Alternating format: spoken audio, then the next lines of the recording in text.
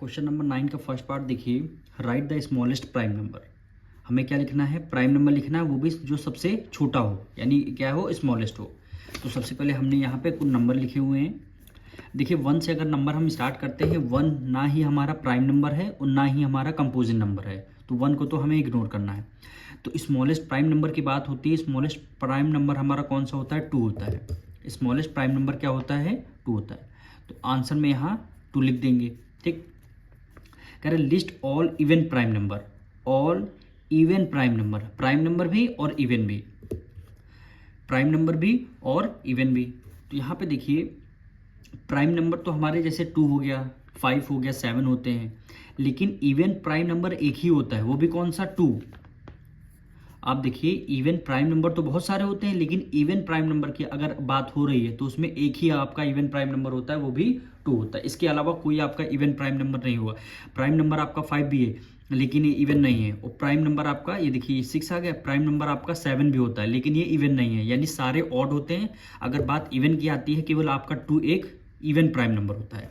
ठीक, अब इसका फोर्थ पार्ट देखिए, right the smallest odd prime number. Prime number और ऑड, वो भी स्मॉलेस्ट। तो प्राइम नंबर आपका 2 आपका प्राइम नंबर है, लेकिन ये इवन है।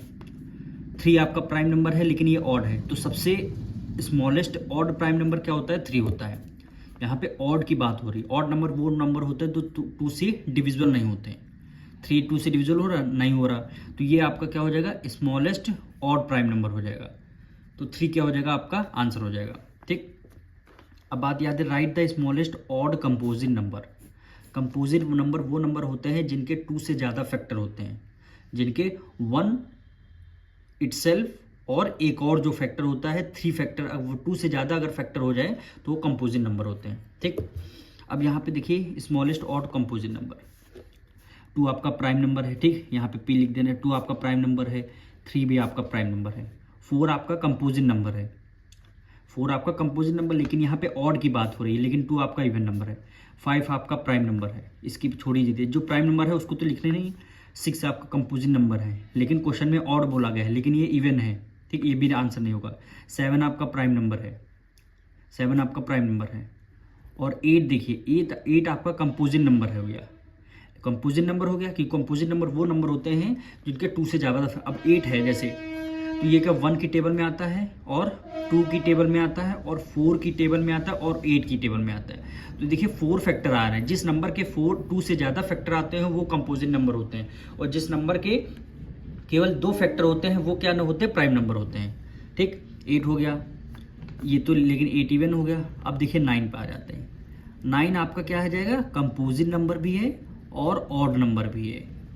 9 आपका कंपोजिट नंबर इसलिए है क्योंकि ये देखिए 1 की टेबल में आता है, 3 की टेबल में आता है, और 9 की बेटी, यानी 3 फैक्टर हो गए तो कंपोजिट नंबर हो गया। और ऑड नंबर इसलिए है क्योंकि ये 2 से डिवीजन नहीं होता। तो हम क्या हो जाएगा? स्मॉलेस्ट ऑड कंपोजिट नंबर क्या हो जाएगा? 9 हो जाएगा।